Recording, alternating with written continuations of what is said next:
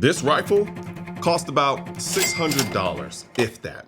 And I'm about to say something that's gonna make a lot of AR guys uncomfortable.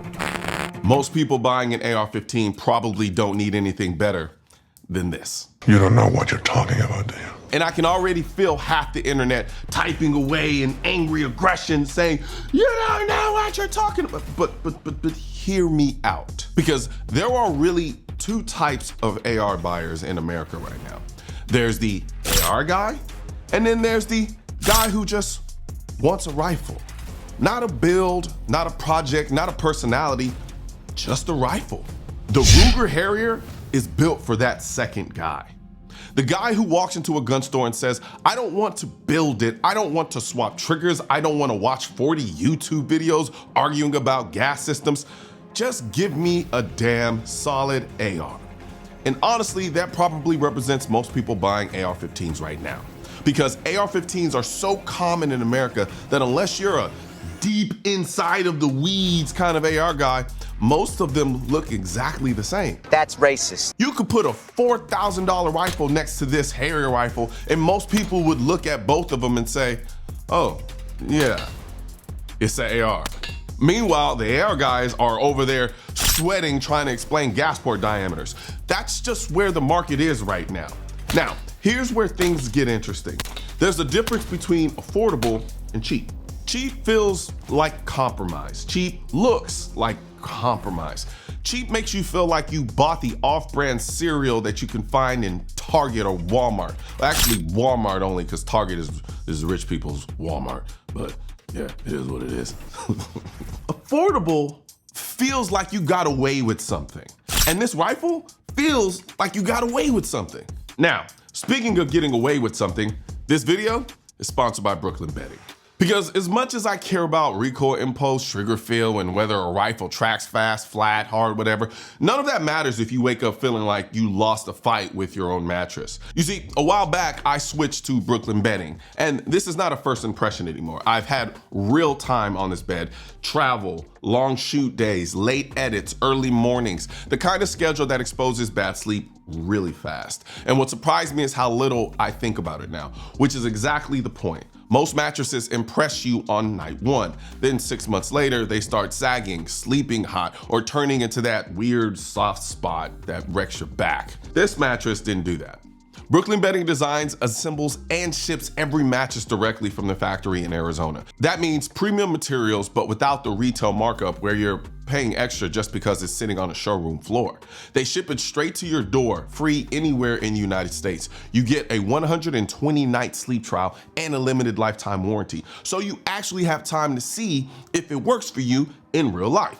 I took their sleep quiz, answered a few questions about how I sleep, and it matched me with the setup that worked best for me. For me, it needed to be supportive, not too soft, not too firm, and something that stays relatively cool because I run hot. That balance makes all the difference long-term for me. It fit my space perfectly. It set up really fast and there was no weird smells that you can kind of get sometimes, and it still feels the same now as it did when I first laid down on it. So if you're looking for a new bed, check out brooklynbedding.com or scan the QR code on the screen and you can get 30% off your mattress with the code Colion Noir. That's 30% off your mattress with code Colion Noir. I love mine and I think you will too. Now, back to this rifle. Now, I remember when entry-level rifles looked like clip art AR-15s. You know exactly what I'm talking about. Cheap cylindrical rails, nothing you could mount to them, no modularity. They were light, sure, but they looked like something designed in Microsoft Paint. The cheaper the rifle was, the more stripped down and dated it looked. This rifle doesn't do that. This rifle actually looks pretty modern considering the price point. You've got clean machining on the rail, full M-lock, magpul furniture. Now, personally, I'm not the biggest fan of attaching things to M-lock.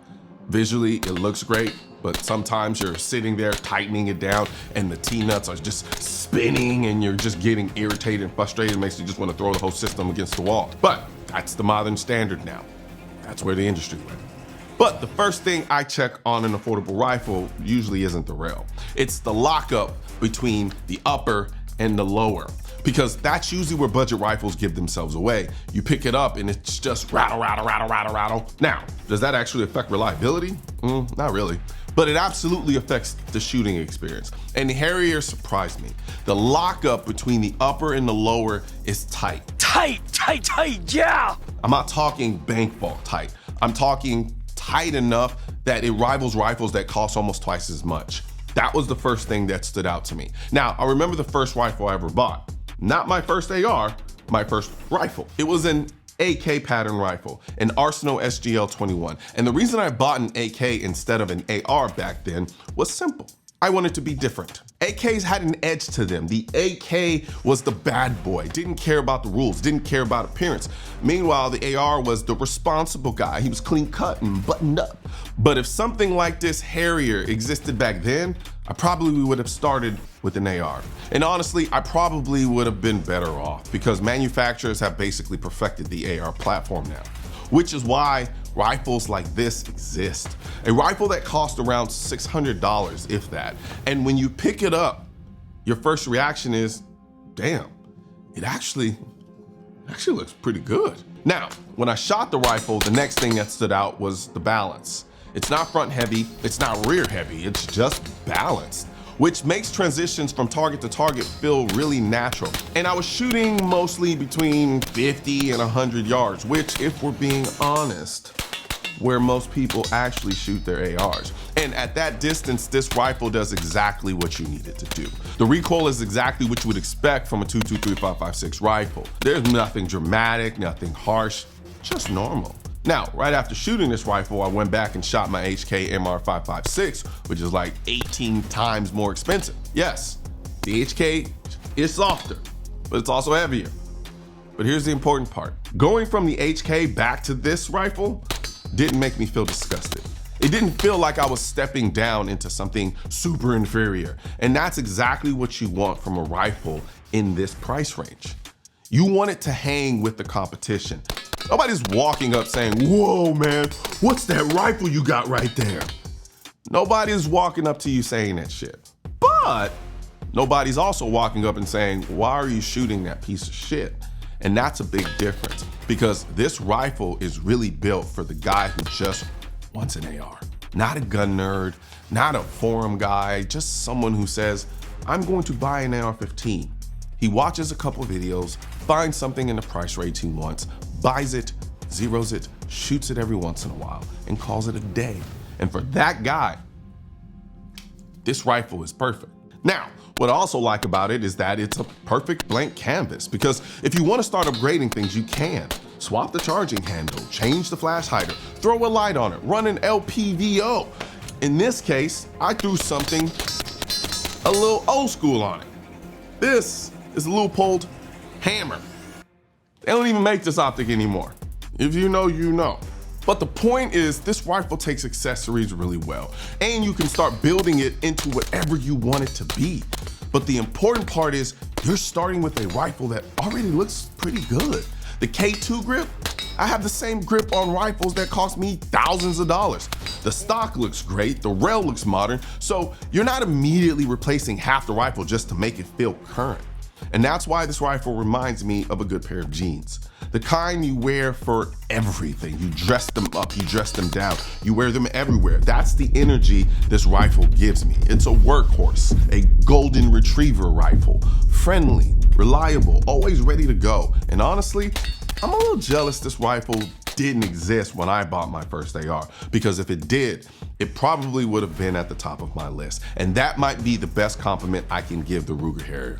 It's not trying to be the most impressive rifle on the rack. It's just trying to be a really good rifle.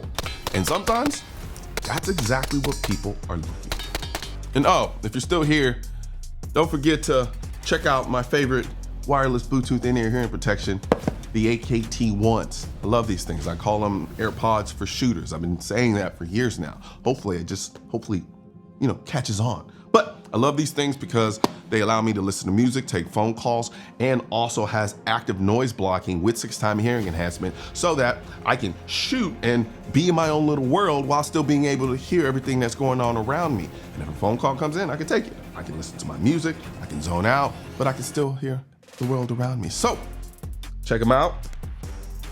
AKT1 Blackouts. I'll be available in the description section also, along with, that Brooklyn bedding code. Go ahead, because I know some of y'all sleep like shit anyway, so get a new mattress. You've been sleeping on that thing since college. Do better.